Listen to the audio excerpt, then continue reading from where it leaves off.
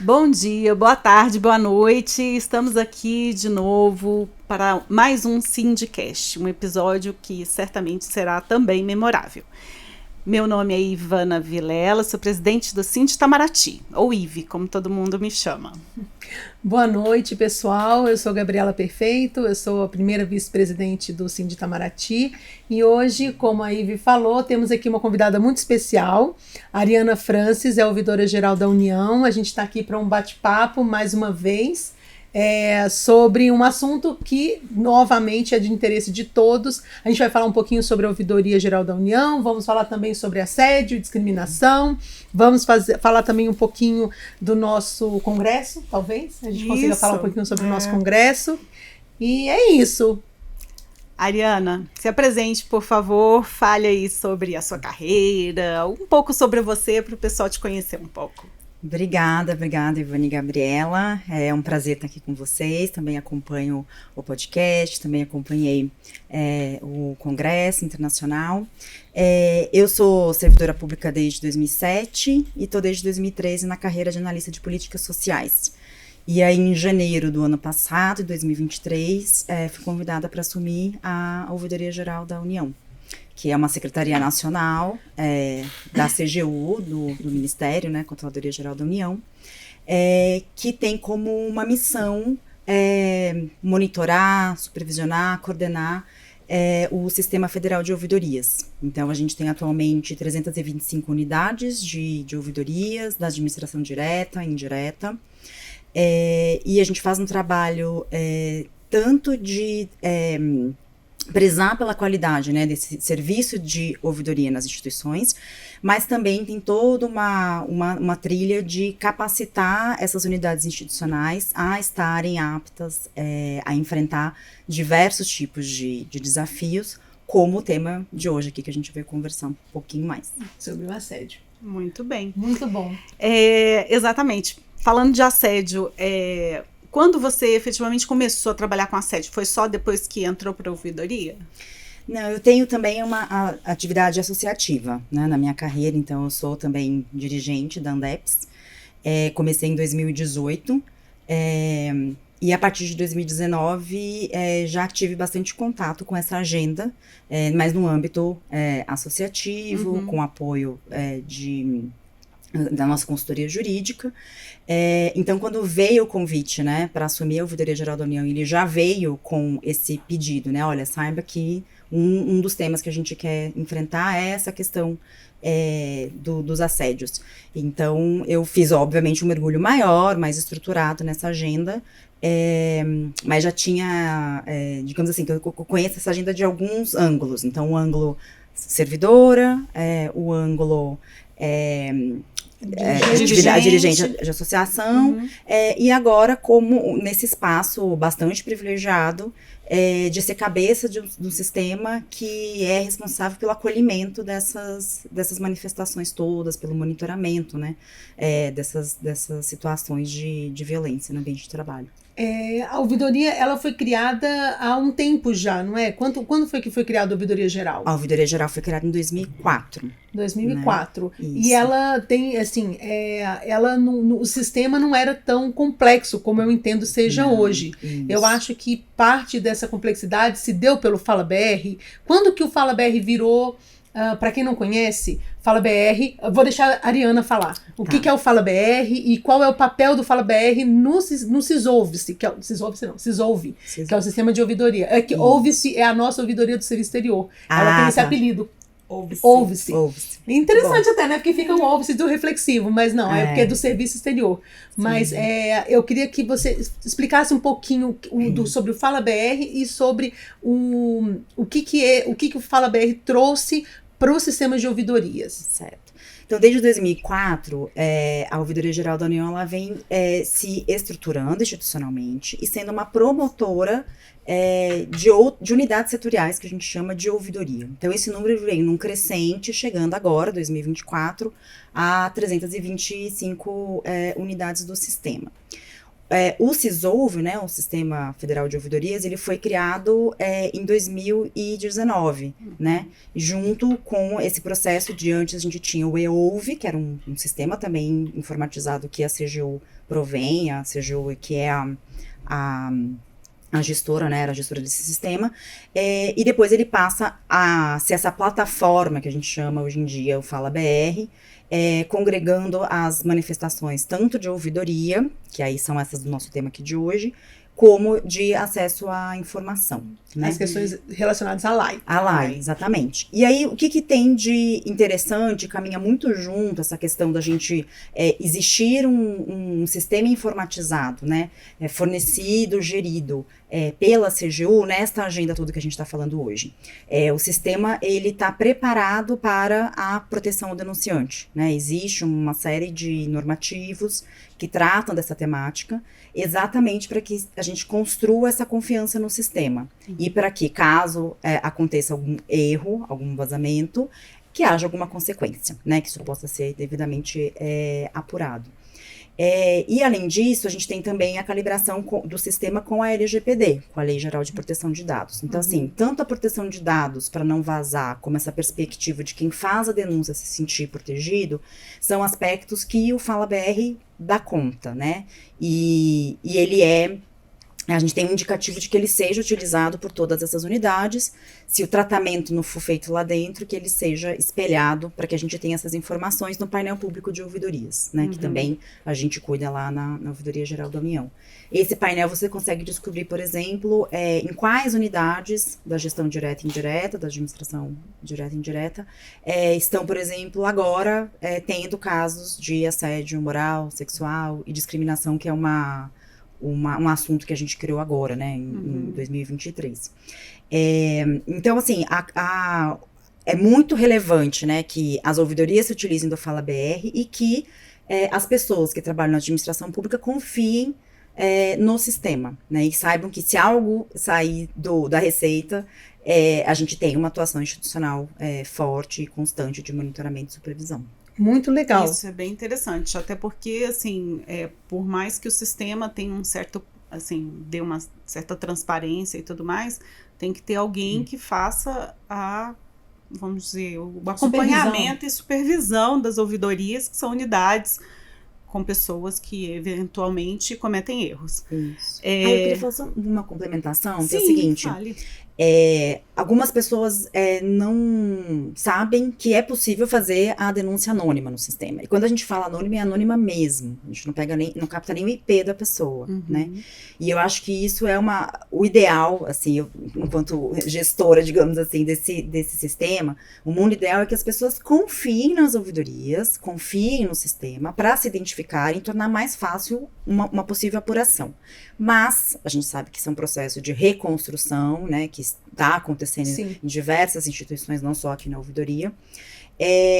A gente compreende esse processo e sabe que ainda deve ser possível se utilizar desse mecanismo do anonimato. Então, é importante que a gente difunda também vocês aqui, né, como sindicato, enfim, quem estiver acompanhando a gente, ouvindo, que difunda a possibilidade da denúncia anônima. Não é o ideal, isso pode trazer dificuldades, pode eventualmente levar até arquivamento, mas é importante que as pessoas saibam, porque isso pode ser um fator de segurança. Né? Eu vou aproveitar esse gancho para falar sobre o nosso congresso, que a Ariana nos deu o prazer da presença dela, e o primeiro painel do nosso congresso, Ive, para quem não assistiu, ele, se não estará disponível, eu acho que já vai estar disponível, para que todos que não estiveram presentes, porque foi um congresso presencial e a gente queria que fosse assim, o formato foi pensado para ser presencial, justamente para que as pessoas tivessem a liberdade de se sentirem acolhidas também, porque essa questão do acolhimento é muito importante quando a gente está falando de um assunto tão denso, às vezes tão incômodo, porque é um assunto incômodo, como é a questão do assédio e da discriminação. No nosso primeiro painel, isso é um dado que eu não sei se você chegou a acompanhar. A gente fez uma pesquisa, foi a apresentação da pesquisa da professora Ana Magnólia da UNB, e ele falou que as pessoas confiam como primeiro local assim que elas confiam para fazer denúncia é o Fala BR. Achei muito legal. Então, assim, ainda que poucas pessoas, tipo, nem todo mundo conhece, então eu acho que ainda tem um trabalho institucional, sindical e, enfim, de toda forma da ouvidoria para divulgar ainda mais o Fala BR e como ele funciona, inclusive a questão da denúncia anônima. E também tem um trabalho de saber que está funcionando, né? Que, assim, que a divulgação que é feita hoje, ela já tem resultados. E eu vou falar um pouquinho da minha experiência como membro de corregedoria, né? Que nós aqui no Ministério, às vezes, fazemos cursos sobre assuntos correcionais para os nossos servidores. Até para capacitar, porque as pessoas têm que fazer parte de PAD, né, processos administrativos disciplinares. Então, nós pedimos, nós fazemos, assim, internamente, cursos internos para dar noções de assuntos da corregedoria. E eu costumo dizer isso, eu acho que tem que ficar marcado, eu quero repetir isso aqui hoje no Sindicast, é que a denúncia, ela pode ser um fim em si mesmo. Um dos grandes motivos pelos quais os nossos colegas aqui, nossa pesquisa demonstrou, pelos quais eles não denunciam, isso não vai dar em nada. Mas só que o objetivo da denúncia não é a punição, gente. Eu sei que é estranho, mas eu vou aproveitar esse momento aqui. O objetivo da denúncia não é a punição. O objetivo da denúncia é trazer à tona um problema que está acontecendo. Se esse problema vai poder ser tratado na via correcional, essa é uma outra questão. Se esse problema vai poder ser tratado na via administrativa, essa é uma outra questão. Então, assim, eu vou fazer um apelo aqui para os colegas que estejam vendo, os colegas não só do Ministério, mas que também de outros ministérios, que a gente descobriu que a gente é ouvido por outros ministérios. Valeu, galera! Mas eu vou fazer um apelo. Se você vivenciou uma situação irregular, e aí eu vou falar, não estou falando só do assédio, estou falando de irregularidades em geral. Você viu uma pessoa burlando o ponto, ou então alguém, você percebeu alguma coisa estranha em um procedimento licitatório. Se você percebeu alguma irregularidade no seu órgão, primeiro você tem o dever de reportar. Tá lá na 8.112, entendeu? Artigo 116, o dever de reportar a irregularidade que tiver conhecimento. Faça a denúncia. Não se preocupe com o depois. Não preocupa com mas ele não vai dar em nada. Mas eles vão descobrir que sou eu e vou ter retaliação. Porque, como a Mariana acabou de falar, existe a possibilidade da denúncia 100% anônima. 100% mesmo. Era essa a minha colocação. Desculpa, Mariana. Não, Gabi, eu acho que você traz um ponto interessante, que eu tenho uma visão realmente alinhada com você, assim. Primeiro que essas questões específicas, né, de assédio, a nossa missão, a nossa meta, não deve ser fazer mais denúncias para que haja mais apurações necessariamente. Mas o que a gente precisa é gerar um ambiente de segurança, né, para todos os trabalhadores que estão atuando aqui no setor público, para que eles entendam que há mecanismos, a ouvidoria é apenas um, o Fala BR é um dentro da própria ouvidoria, há mecanismos para que ele reporte a situação, para que ele relate a situação. E pode ser no sindicato, na associação, na gestão de pessoas, num colega que ele confie, na chefia, se não for, obviamente, né, a pessoa que esteja assediando.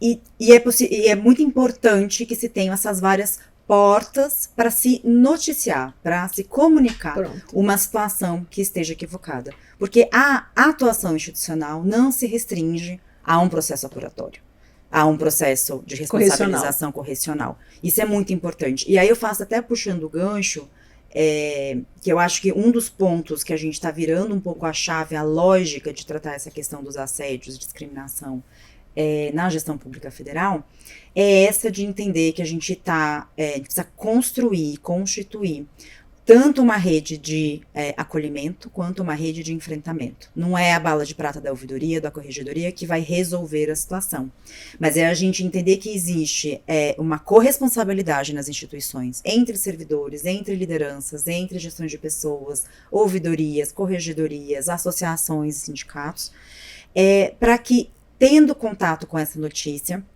exista um espaço institucional, existe uma abertura, uma permeabilidade a se encarar essas situações não como apenas individuais. Por óbvio que a gente tem que olhar a saúde mental dessa pessoa e fazer esse acolhimento individual. Mas é preciso que, quando haja essa comunicação, seja ou não na ouvidoria, que isso seja entendido como uma questão coletiva, uma questão da instituição. Então não é a Ive que é a vítima e nossa, coitada, que ela não consegue reagir, não. É porque você tem algum mecanismo ali que lideranças não estão preparadas, servidores não estão preparadas, as instituições internas ali não são confiáveis o suficientes para gerar conversas difíceis, para gerar certas mudanças comportamentais.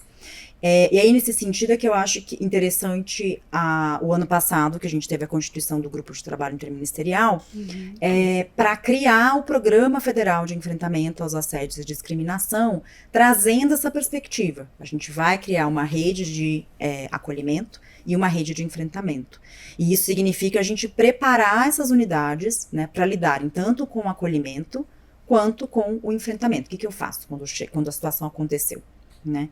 E aí eu acho que a gente vai poder também pensar no desenvolvimento dos planos setoriais, dos planos de cada uma das instituições, mecanismos de fortalecer essas redes e constituir onde eu não tenho, né? E fazer um mapeamento de que tipo de capacidades eu preciso instalar nessas unidades para que haja um fluxo melhor, né, dessas unidades institucionais quando acontece uma comunicação de uma situação de violência. Vocês pensam em fazer algum tipo de orientação de cada ouvidoria, assim, acompanhar o programa depois que ele brevemente será publicado, o decreto será assinado, vocês pretendem ter um programa de acompanhamento das ouvidorias para que elas criem seu próprio plano de enfrentamento interno e tudo mais? A gente está num processo aqui internamente, porque a gente tem uma mesa setorial, inclusive Itamaraty foi a primeira mesa setorial criada no governo federal, e o primeiro tema da nossa mesa setorial foi enfrentamento ao assédio e à discriminação aqui dentro, né, que já é um assunto que já nos é caro durante muitos anos, e a gente achou que teria que ser efetivamente o primeiro tema. E o nosso plano agora é trabalhar justamente numa proposta de enfrentamento, plano de enfrentamento interno, ou seja, uma política mesmo do Itamaraty para como fazer esse acolhimento, como fazer o enfrentamento e tudo mais, que vai passar por uma capacitação muito assertiva sobre esses temas, né? E o acolhimento, como fazer esse acolhimento institucionalmente, porque aqui no Sindi Itamaraty a gente já tem organizado um núcleo para isso, né? Que acolhe, dá assistência jurídica, dá psicológica também. Então, uma coisa é o sindicato fazer isso, mas a instituição também tem que fazer isso. Vocês vão fazer esse acompanhamento dentro das políticas das ouvidorias dentro dos ministérios? Sim, a ideia é assim, essa temática ela já é monitorada e fomentada pela Ouvidoria Geral da União. Eu acho que vem de novo uma estruturação que inclusive vai deixar mais alinhado, né, dentro do Sistema Federal de Ouvidorias, quais são essas atribuições, né, que tem que estar desenvolvidas nas ouvidorias. Então isso envolve a gente, nós, né, a AGU, ampliar o repertório para as ouvidorias lidarem com acolhimento, e aí desde a nova versão do Guia Lilás, né, que está para sair muito a par e passo ali com a própria publicação do Programa Federal, porque aí é um referencial, né, de orientação não só para quem trabalha no setor público, mas também para quem atua nas unidades de ouvidoria. Mas também entender que repertório de comunicação não violenta, de escuta informada por trauma, entender o seu papel de preparação apuratória para uma eventual apuração mesmo de responsabilidade. Todas essas noções, elas precisam estar instaladas enquanto capacidades nessas unidades, né? Então, o que a gente está fazendo? Revendo as trilhas de conhecimento que são ofertadas às ouvidorias. A gente tem uma parceria muito grande com a Escola Nacional de Administração Pública, então a gente tem toda a nossa trilha de certificação, está na EVG, e o que a gente tem feito é costurado com cursos que já estão disponíveis na EVG, Desculpa, Arena, só desculpa. EVG, para quem não sabe, é a Escola sim. Virtual de Governo da ENAP. É evg.enap.gov.br. Tem cursos maravilhosos. Desculpa. Isso. E aí, por exemplo, comunicação não violenta, você tem referencial de curso lá. Assédio sexual acabou de entrar, assédio sexual e moral, acabou de entrar um novo curso lá ofertado pela AGU, né, pela Advocacia Geral da União. Então, a gente está num processo agora também de estruturação para organizar esse repertório que já está disponível, né, para as ouvidorias, para suas equipes se prepararem, né, porque a nossa aposta a gente colocou o elefante na sala, a gente está falando mais sobre esse tema.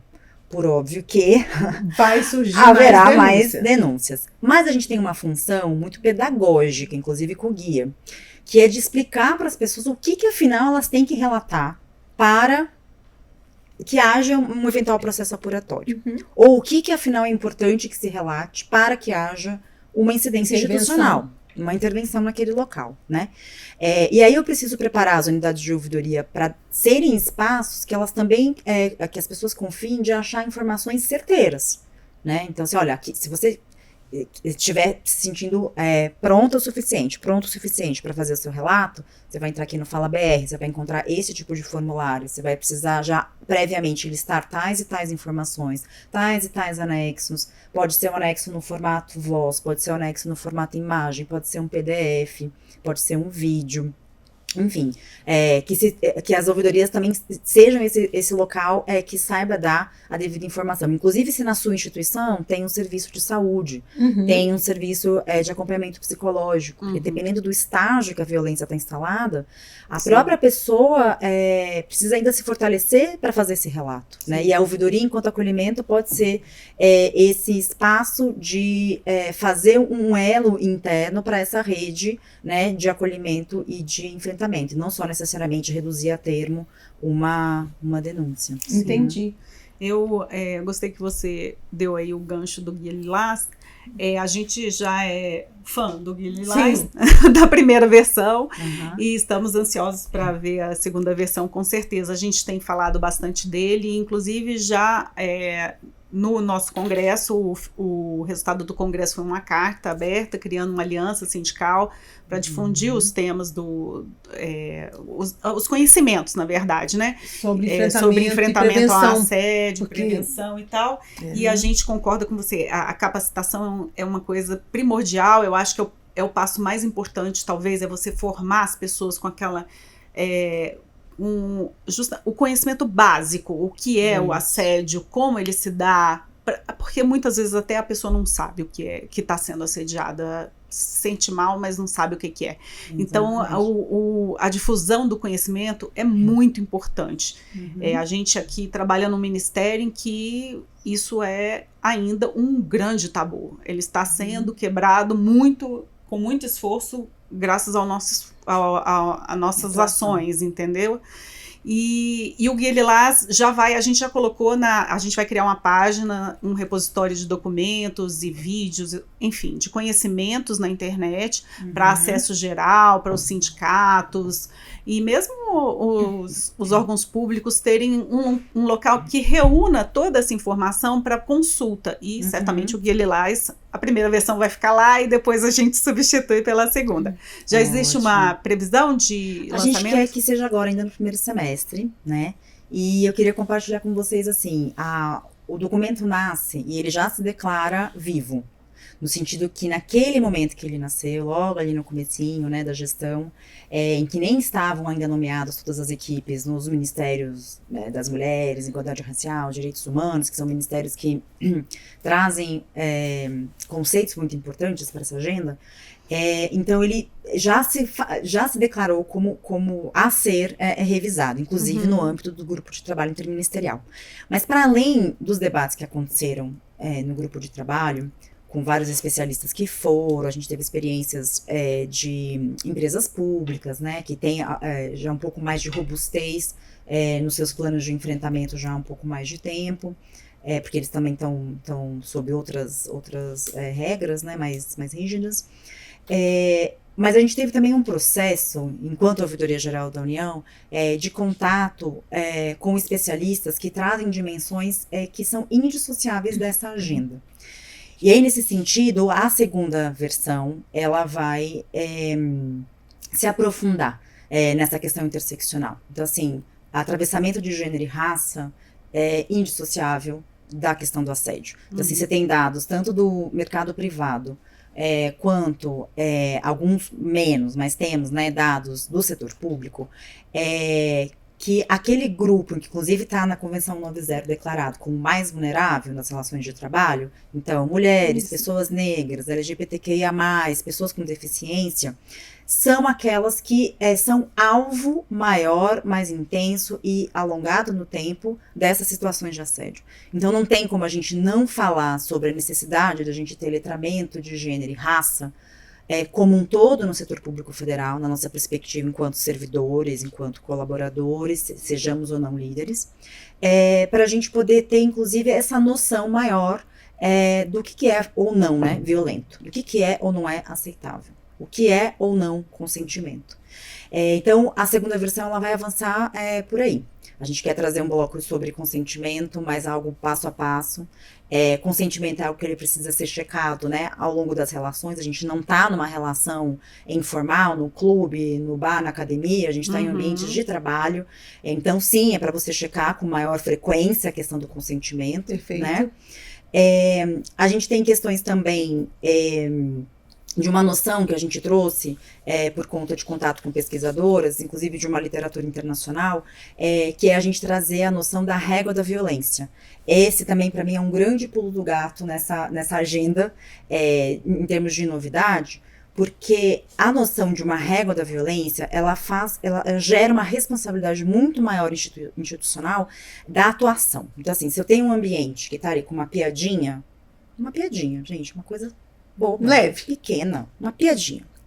E aí geralmente eu tenho uma escalada, né? Então eu permito essas piadas, depois já pode vir, sei lá, um bullying, já pode ser aquela, eu tô falando mais de assédio moral agora, já um foco ali naquela pessoa, puxa uma característica pessoal, aí isso já vai se escalando até chegar numa situação que pode sim constituir uma situação que a gente coloque assim passa a régua. Não, que a gente fale que é assédio, né? Sim.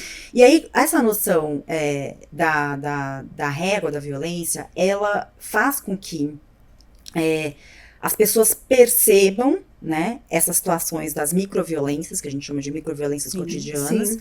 E que já haja uma demanda por uma atuação institucional nesta microviolência. E que eu não tenha que esperar isso escalar até chegar no 216A do Código Penal, assédio sexual. Né? Ou até chegar num adoecimento crônico de um assédio moral que se estende no tempo. Então, isso também eu acho que é uma novidade muito interessante nessa abordagem, só que cria uma responsabilidade maior institucional e nossas, assim, enquanto unidades dessas redes de enfrentamento e de acolhimento, de dar-nos respostas mais efetivas. Né? E a resposta, como eu falei, não necessariamente é a responsabilização, mas ela eu preciso naquela área ali, tem muita piadinha, tem muita gente incomodada, então eu preciso fazer uma conversa difícil. Gente, como é que tá sendo essa piada pra você, Gabi? É tranquilo? Eu chegar todo aqui dia e falar alguma coisa sobre o seu corpo? Tá tudo certo? Então, assim, a gente também precisa preparar as lideranças, né? Sim. Exato. Porque a gente precisa se atualizar. A gente também precisa se preparar para um possível choque geracional que a gente vai ter com a chegada, né, dos colegas aí que vão chegar pelo CPNU, né, pelo novo concurso aí que está sendo unificado, capitaneado pelo Ministério da Gestão e Inovação, porque as gerações mais novas já vêm com esse letramento de gênero, raça e violência de gênero mesmo, já muito mais embutido no seu cotidiano. Sim. Então, topam menos situações. Né, e encaram essas microviolências como algo, sim, a ter sério. Uma incidência, como algo sério, como algo a não ser escalado e tolerado. Exato.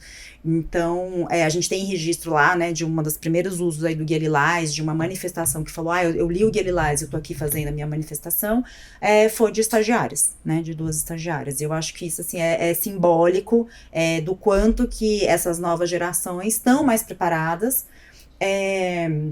na percepção, né, dessas violências que podem chegar a situações de assédio. E não tem muito o freio que a gente a mesma nossa geração para trás, assim, mais para trás, muito mais. Muito mais. Mas da nossa, pelo menos minha, Gabi, para frente, que é aquela coisa de pensar 2 vezes se vai fazer. Eles não têm isso. Eles não têm isso. Eu trabalho numa sala com, no momento, acho que 10 ou 11 estagiários.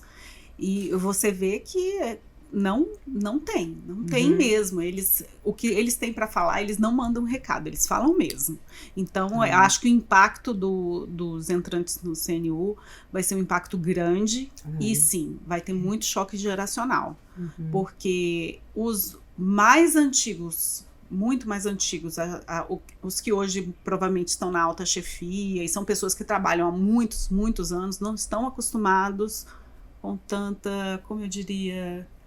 responsabilização, com tanta, assim, na verdade eu acho que eles estão acostumados com um nível de, eles têm uma tolerância maior para esse tipo de microviolência. Acho muito que maior, muito maior. Assim, é quase como sabe aquela coisa assim, eu não morri, sabe assim, eu cresci nos anos 80 e tô vivo. Andava sem então andava sem cinto de segurança. Então eu acho que tem um pouco essa pegada do, nossa, o chefe não pode falar mais alto, não pode comentar que a outra já tá toda incomodada. Nossa, esse povo é muito fresco. Eu acho que o argumento do eu não morri, ou então eu sobrevivi, eu passei por coisa pior. Isso hoje a gente já vê, entendeu? As pessoas assim que falam, eu passei por coisa pior, eu não tô aí reclamando, denunciando, tipo, supera, né? Só que não, as coisas mudaram, graças a Deus, porque eu acho que é uma evolução e ninguém ninguém é obrigado a aceitar esse tipo de coisa. Que pena que a pessoa se viu obrigada a aceitar. Né? Que isso pena. Tem a ver com cultura organizacional. Sim. E a gente sabe que cultura organizacional é um negócio que leva décadas para mudar, justamente porque tem a ver com geração, né? Mas aí acho que o que vocês falam também para mim tem a ver com também uma perspectiva que eu acho que deu uma contemporaneizada aí de 23 para cá dessa agenda, que é a gente entender que existe um direito a um ambiente saudável de trabalho. Sim. Exatamente. E aí, se esse ambiente de trabalho saudável não comporta eu me sentir constrangida enquanto fazendo parte desse ambiente. Então é preciso que se cheque essa questão do constrangimento, né? É preciso que falar sobre o corpo do outro, né? Sem ser questionado. Se isso gera um constrangimento, você tem que ter calma. Então não tá tendo um ambiente de trabalho saudável para essa pessoa se expressar, para essa pessoa ter o corpo que ela quiser, a voz que ela quiser, se vestir como ela quiser.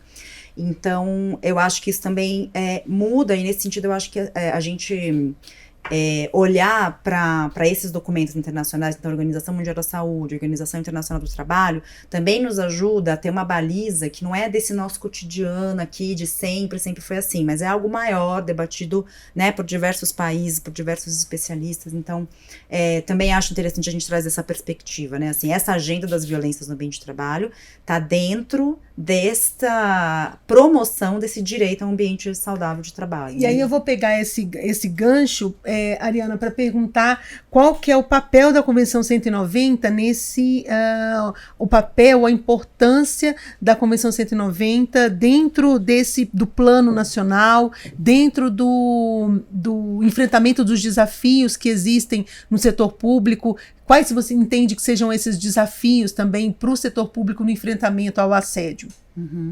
Eu queria lembrar, Gabi, que a Convenção 90, ela até esteve dentro das ações do 8 de março do ano passado, né, essa apresentação ao Congresso, e está um movimento para a gente internalizar. Né? Ela traz essa perspectiva interseccional, ela traz algo muito relevante, que a gente não tem no ordenamento brasileiro a definição de assédio moral, mas a Convenção 90 traz, né, uma definição nessa questão de você atingir a esfera do outro, a dignidade do outro, o constrangimento, pode se dar de diversas formas, e ela traz a questão de não ter a necessária reincidência, né, porque você pode ter um caso grave, uma violência grave, e já conseguir fazer uma caracterização do assédio moral.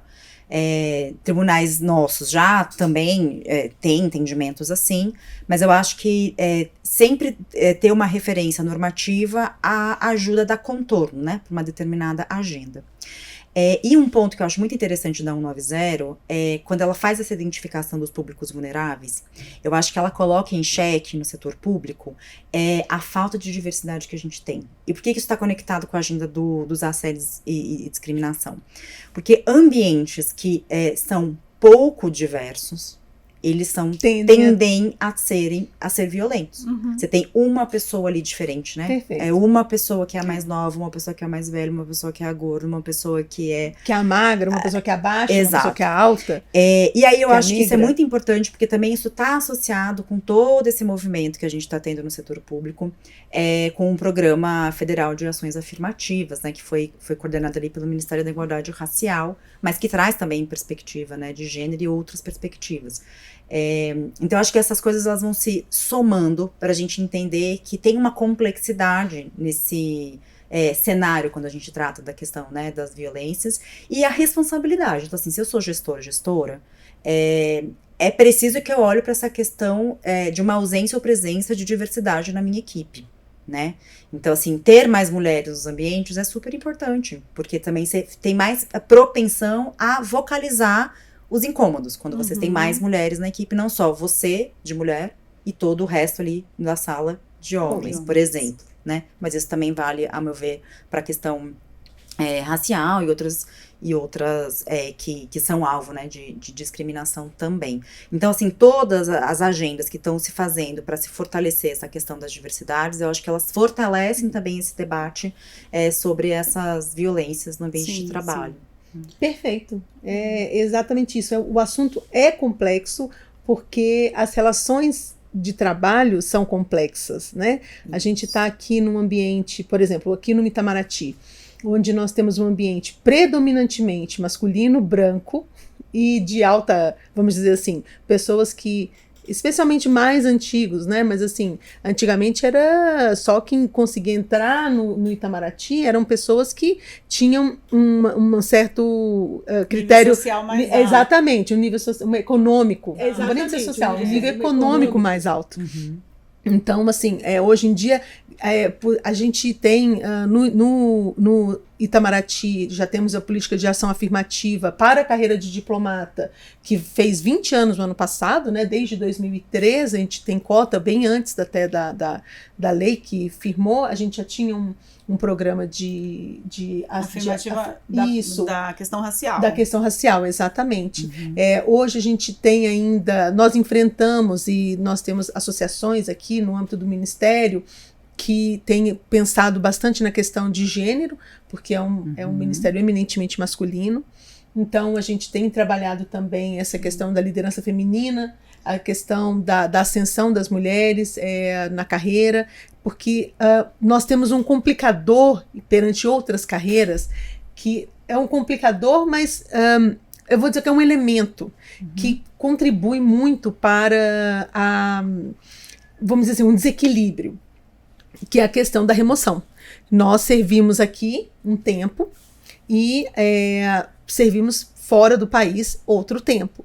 E eu me lembro que, eu não sei na fala de qual painel que a gente colocou, que foi dito no nosso congresso, eu vou fazer de novo, foi no dia 14 agora, de maio, alguém falando assim, que o serviço público sofre assédio por mais tempo. Eu não sei se foi a Betânia, eu sei que a gente, ou seja, o trabalhador do serviço público, o servidor, ele sofre assédio durante até 8 anos antes de fazer uma denúncia. Por quê? Porque nós temos a questão assim, não, daqui a pouco ele vai embora. Vai ter eleição. Então vai mudar todo mundo. Vai mudar todo mundo. E nós aqui temos, a gente não precisa nem esperar a eleição. A gente espera, assim, não, eu não vou me preocupar em fazer a denúncia, porque ele está removido semestre que vem. Eu só preciso aguentar 6 meses. Entendeu? E aí, assim, só que é aquilo que você falou logo no início da sua fala. O assédio não é um problema individual. Ele é um problema coletivo. Então, às vezes, a gente vê aqui que se o ambiente ele é propício ao assédio, não adianta aquele assediador ir embora.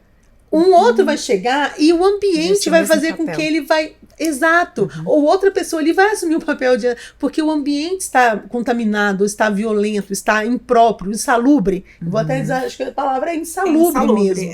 O que a gente tem tentado incutir nos nossos colegas é que, primeiro que, se você não denunciar, o seu assediador, ele vai ser removido? Ele vai, mas ele vai assediar em outro posto. Então, os próximos que vão conviver com ele vão sofrer.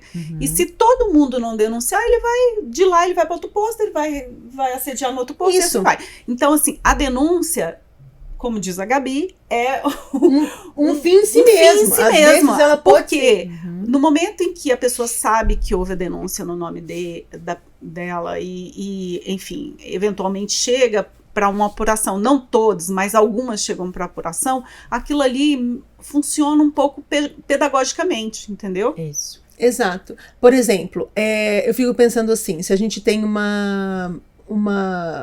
a intervenção, ela não necessariamente vai ser correcional. A pessoa fala, eu não vou denunciar porque eu não tenho provas. Primeiro que você tem que relatar o que aconteceu. Provas é uma outra questão, entendeu? Se você assim, tiver, ótimo. Se você realmente quiser fazer, se a situação chegou a um ponto em que você tem condição de apresentar documentos, é aquilo que você colocou, anexar a imagem, especialmente eu digo assim, porque às vezes o assédio é tão sutil, o assédio, especialmente o assédio moral, né? Ele é tão sutil que é difícil para quem não está ali naquele ambiente entender que aquilo é um ambiente de violência, um ambiente de assédio. A gente aqui, infelizmente, tem alguns casos, assim, e eu sei que a minha, como se diz, a minha amostra, ela é enviesada, porque eu estou na corregedoria, então eu fico sabendo de todos os que já podres, né? Exato. E as violências já estão aí exatamente, então... Eu tenho total consciência disso. Eu não acho que a gente tenha menos ou mais. Eu não posso dizer, seria leviano dizer que existe mais ou menos assédio. O que eu sei é que sim. Na medida em que você coloca o elefantezinho na sala, na medida que você tira o assunto do tapete, ele aumenta o número de denúncias. Isso é bem claro. É óbvio, é patente. E eu, pelos números do Ministério, eu vejo isso. A pesquisa mesmo trouxe isso. A pesquisa trouxe isso. E assim, a gente tem sempre que se preparar para que isso aconteça, mas não pode ser o fato de que a sua denúncia não vai ser apurada ou não vai virar um processo contra aquela pessoa, não pode ser um desmotivador. Eu acho que tem essa questão, assim, a punição pode não ser um caminho tão eficiente. Eu não sei. Eu até queria.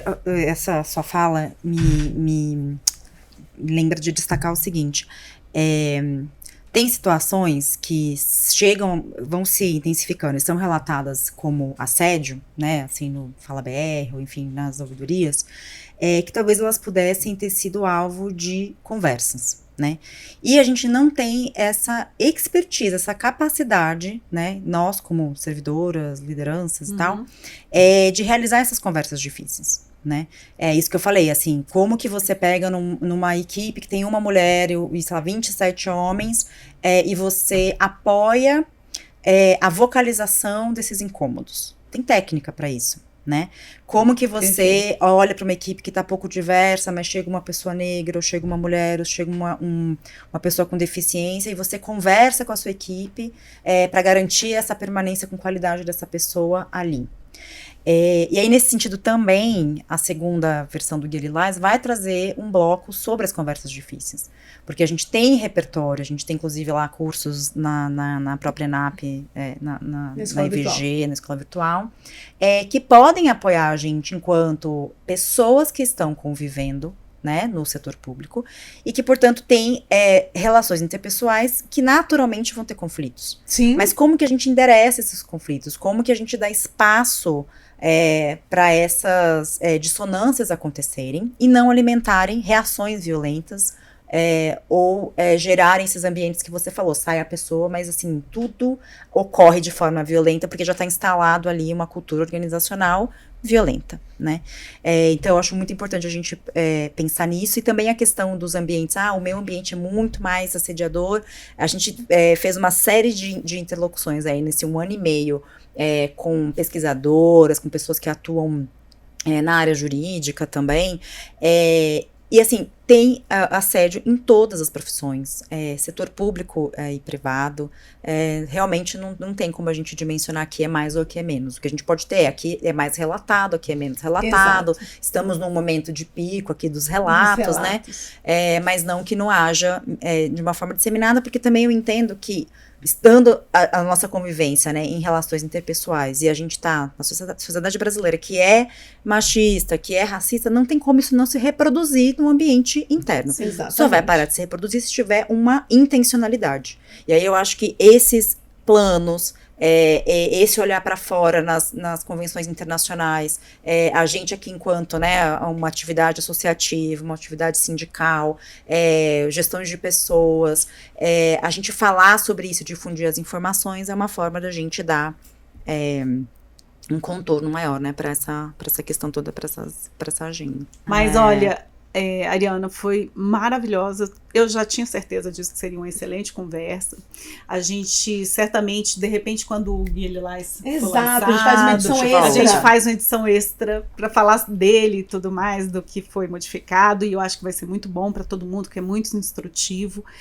Agradeço a sua disponibilidade de vir gravar aqui conosco, foi realmente um prazer. Eu também agradeço, foi muito bom. Eu queria saber se você tem algum recado que você queira dar na nossa câmera, para os nossos ouvintes, os nossos seguidores. Eu queria fazer um convite para quem está vendo a gente no gov.br/ouvidorias, de acompanhar lá os nossos materiais a respeito, né, dessa agenda dos assédios. A gente tem lá o Guia Lilás, né, para vocês baixarem.